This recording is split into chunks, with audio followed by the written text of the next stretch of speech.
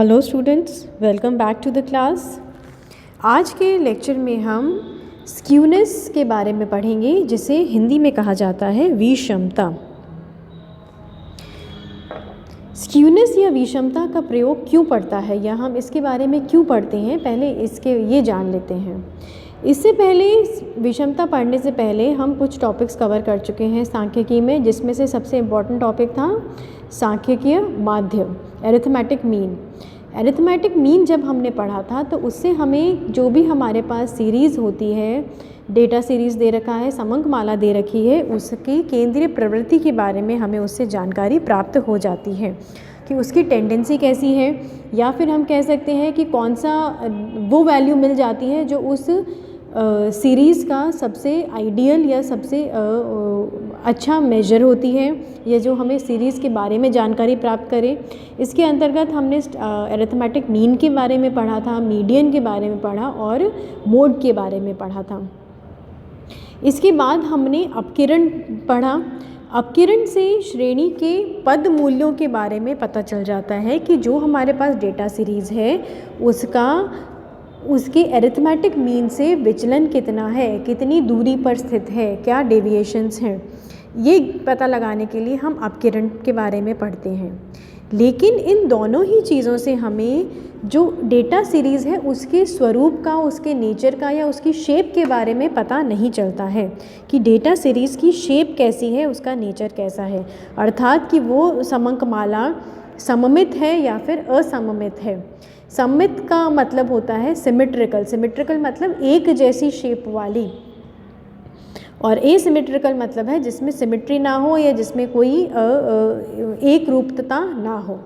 तो ये ज्ञात करने के लिए कि समंकमाला का स्वरूप कैसा है, हम स्क्यूनेस या फिर विषमता के बारे में पढ़ते हैं, और इसके लिए हम मेजर्स ऑफ स्क्यूनेस का या फिर मेजर्स ऑफ एसिमेट्री का प्रयोग करते हैं।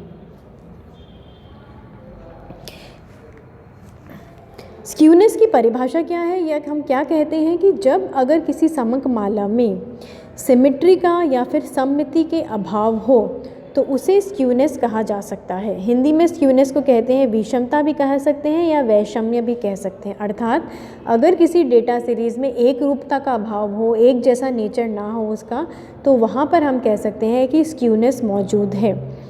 या फिर स्क्यूनेस को हम दूसरा नाम इसका एसिमेट्री भी कह सकते हैं, असममिति, सममिति का अभाव अर्थात क्या है, असममिति है। इसकी डेफिनेशन है कि किसी भी वितरण की सममिति से दूर हटने की प्रवृत्ति विषमता कहलाती है। अगर कोई भी वितरण, कोई भी सीरीज सममिति से दूर है, सममिति नहीं है जहाँ पर, तो वहाँ पर उसे विषमता कहा जाता है। स्क्यूनेस और asymmetry denotes the tendency of a distribution to depart from symmetry. तो अब ये सिमेट्री और एसिमेट्री क्या होता है, या सममिति या मिति या असममिति क्या होता है, ये जान लेते हैं। सिमेट्रिकल और एसिमेट्रिकल दो तरीके के डिस्ट्रीब्यूशंस होते हैं। सिमेट्रिकल डिस्ट्रीब्यूशन,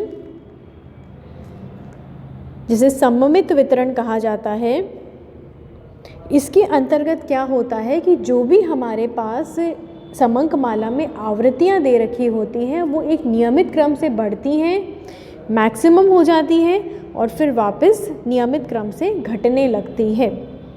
इंक्रीज़ हो रही, फिर मैक्सिमम हो गई और फिर वापस से डिक्रीज़ हो गई। तो इस तरीके से जो हमें इसका शेप प्राप्त होता है, इस फ्रीक्वेंसीज़ को प्लॉट करने से, वो घंटी के आकार का वक्र या बेल शेप्ड कर्व होता है, जैसा कि हमें इस कर्व से पता चल रहा है।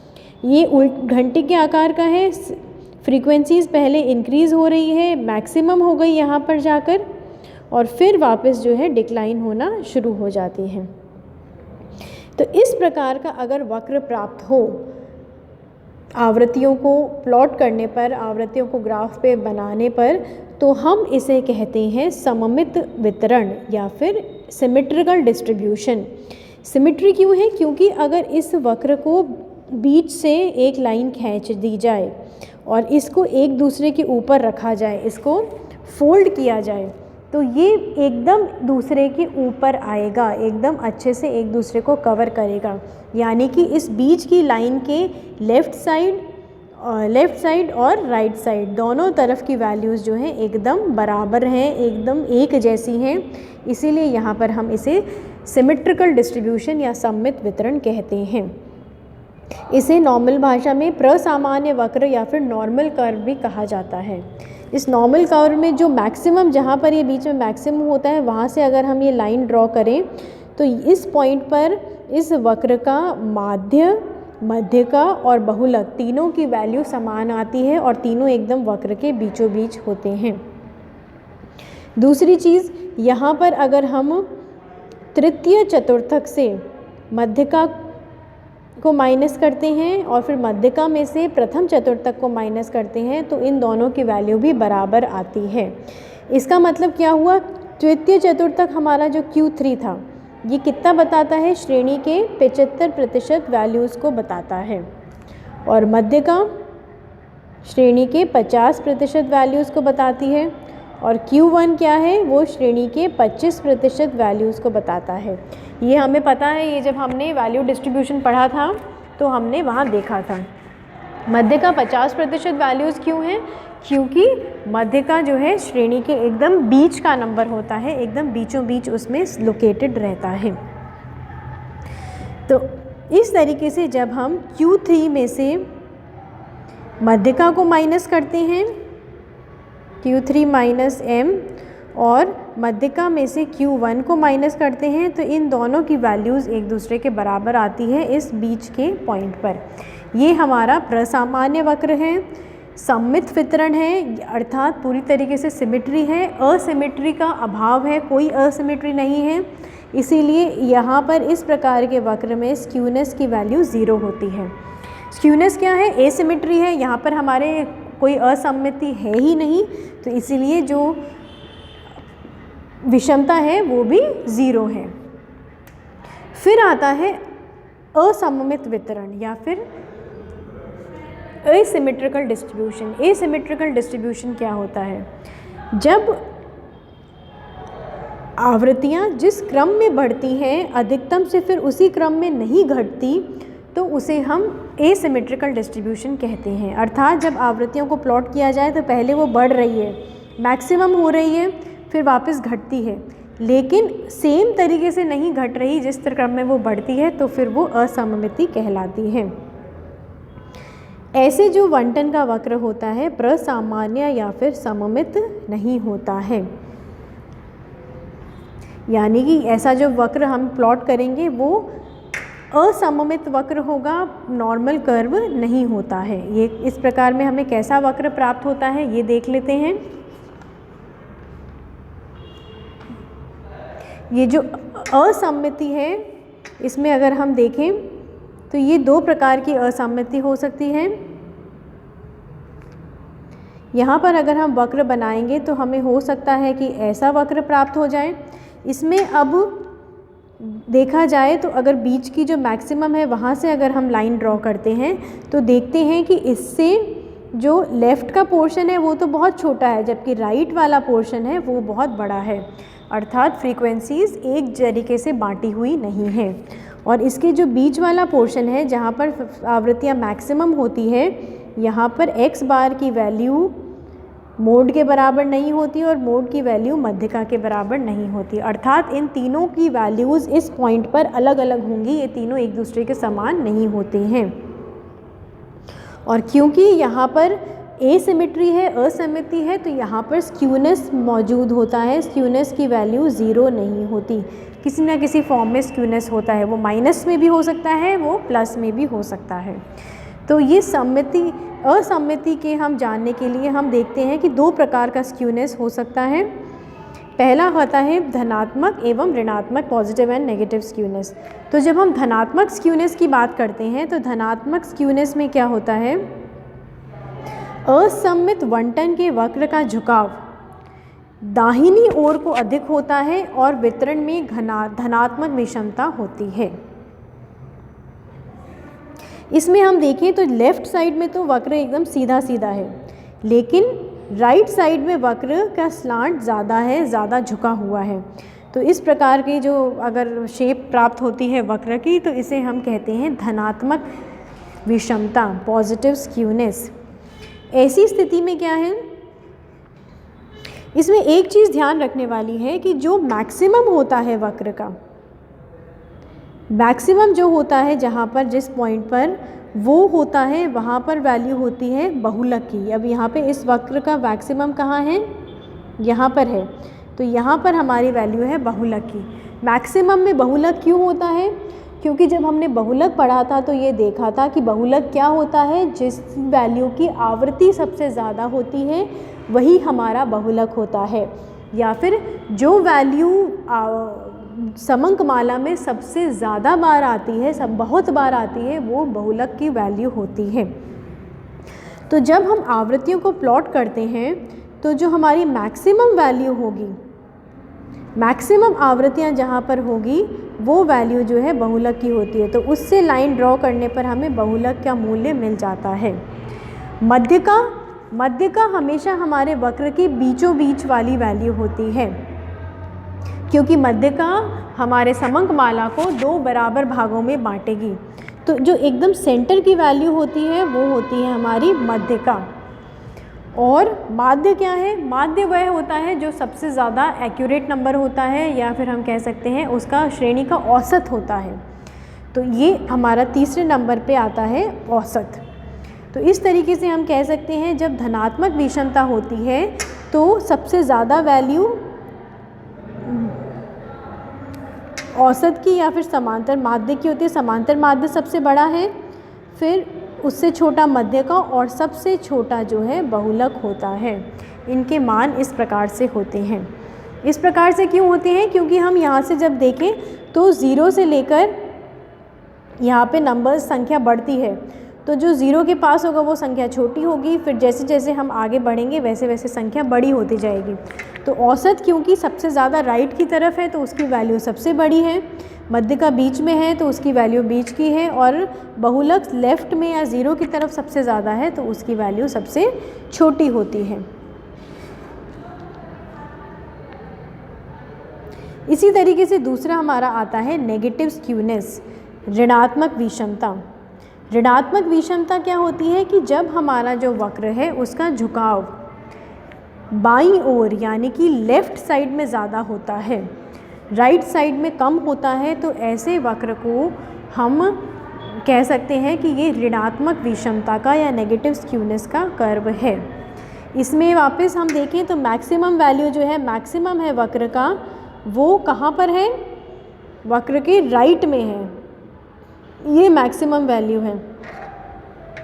और मैक्सिमम से लाइन ड्रॉ करने पर हमें बहुलक मिल जाएगा।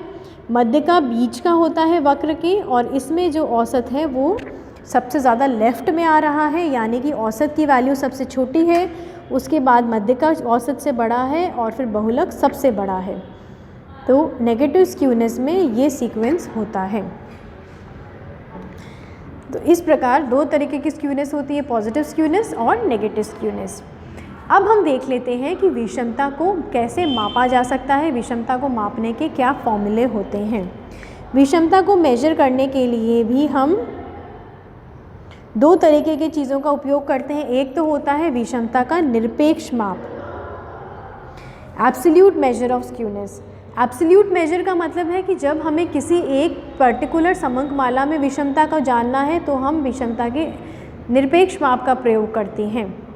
ये इसकी वैल्यू धनात्मक भी आ सकती है और ऋणात्मक भी आ सकती है। लेकिन जब हमें किसी दो समंकमाला में स्क्यूनेस की तुलना करनी है, कंपैरिजन करना होता है, तो हम विषमता के सापेक्ष माप का उपयोग करते हैं, relative major of skewness. Relative major का प्रयोग क्यों करना पड़ता है, क्योंकि एब्सोल्यूट मेजर जो है वो प्लस में भी आता है माइनस में भी आता है, तो हम दोनों की कंपैरिजन नहीं कर सकते। तो जब भी हमें किन्हीं दो वैल्यूज़ की तुलना करनी पड़ती है तो हमें उसमें हमेशा सापेक्ष माप का प्रयोग करते हैं। इसको रिलेटिव मेजर ऑफ स्क्यूनेस को हम J से डिनोट करते हैं।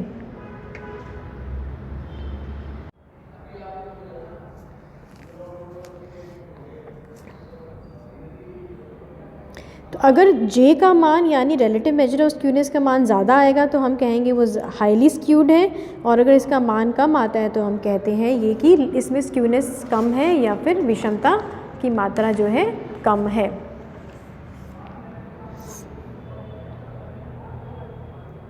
विषमता को मापने के कई तरीके होते हैं, जिसमें पहला मेजर है विषमता का प्रथम माप है, जिसे कहते हैं फर्स्ट मेजर ऑफ स्क्यूनेस।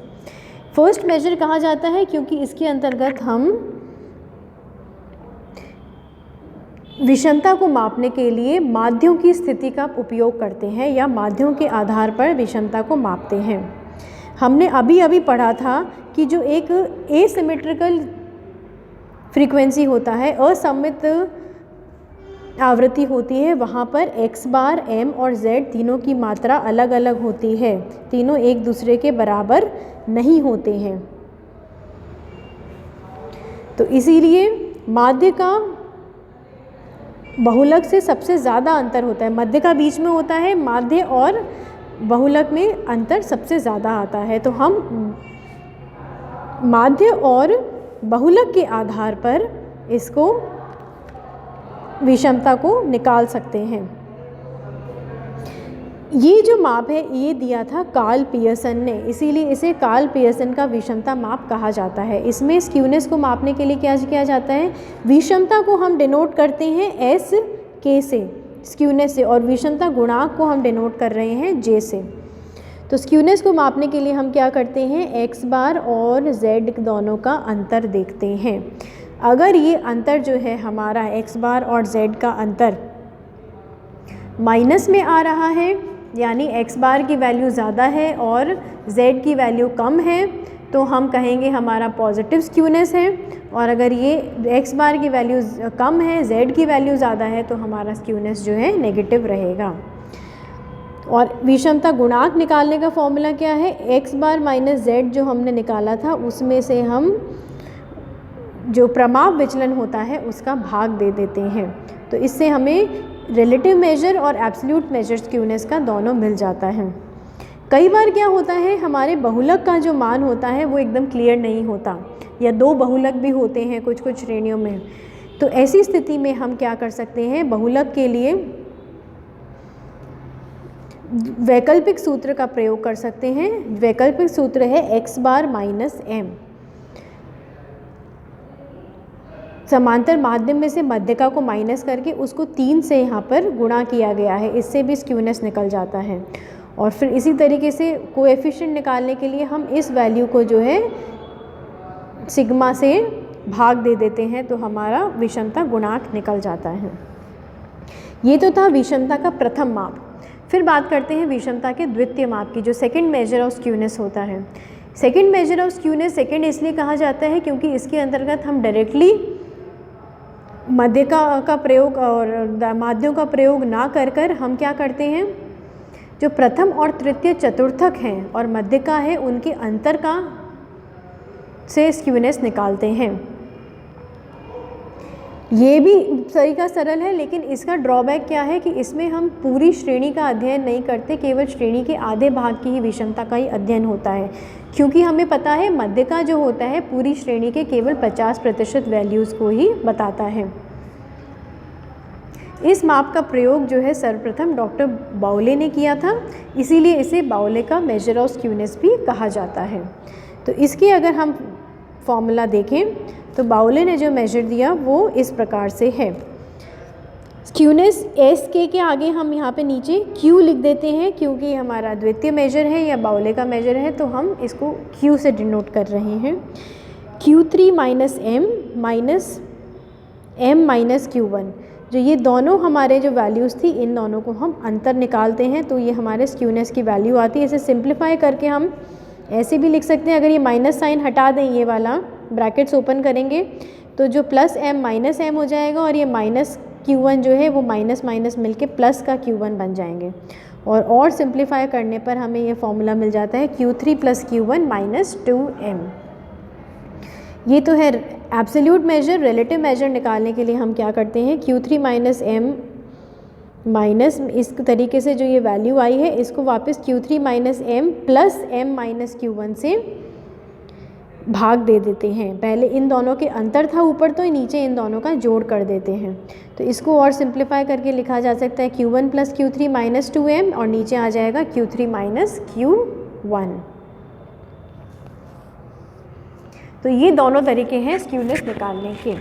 इसके बाद में आता है कि स्क्यूनेस में और अपकिरण में क्या अंतर है, विषमता और अपकिरण का डिफरेंसेस क्या है। तो सबसे पहली बात तो है कि जब हम अपकिरण की बात करते हैं तो अपकिरण से किसी भी समग्र श्रेणी के विभिन्न पदों का बिखराव या बंटन की बनावट का पता चलता है कि हमारी आवृत्तियाँ किस प्रकार से हैं या माध्य से उनकी कितनी दूरी पर वो स्थित हैं। लेकिन इससे दोनों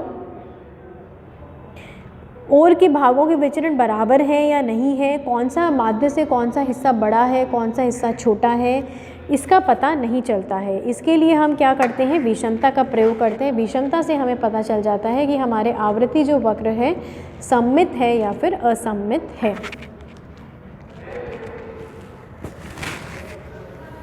दूसरा अंतर है कि जो पूरी समंक माला में बिखराव या फैलाव होता है उसका पता अपकिरण से चल जाता है, लेकिन अगर हमें माध्य के दोनों ओर के भागों की तुलना करनी है तो इसके लिए हमें विषमता का उपयोग करना पड़ता है।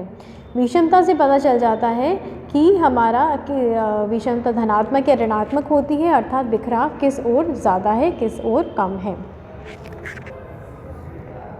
अपकिरण के जो माप होते हैं और गुणांक होते हैं वो प्रथम श्रेणी के माध्यों पर आधारित है, इसीलिए इसे द्वितीय श्रेणी के माध्य कहा जाता है, जबकि विषमता होता है वो दोनों श्रेणी के माध्यों पर आधारित होती है, फर्स्ट ऑर्डर पर भी सेकंड ऑर्डर पर भी, इसीलिए इसे प्रथम श्रेणी का माप और द्वितीय श्रेणी का माप दोनों कहा जाता है। इसमें दोनों का प्रयोग किया जाता है।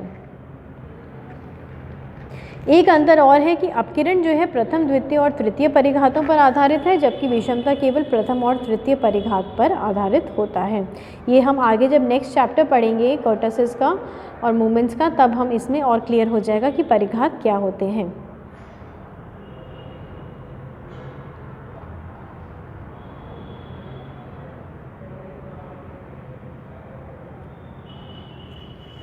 तो इस तरीके से हम कह सकते हैं इसका निष्कर्ष के तौर पर कि अपकिरण और विषमता के माप जो हैं वो एक दूसरे के कॉम्प्लीमेंट्री होते हैं, एक दूसरे के अनुपूरक होते हैं और दोनों का ही प्रयोग सांख्यिकी में आवश्यक होता है। तो इसके साथ हमने ये चैप्टर कंप्लीट किया है विषमता का, जिसके अंतर्गत हमने विभिन्न विषमता और डिस्पर्जन का, जिसके अंतर्गत हमने विभिन्न प्रकार की विषमताओं के बारे में पढ़ा है। Thank you.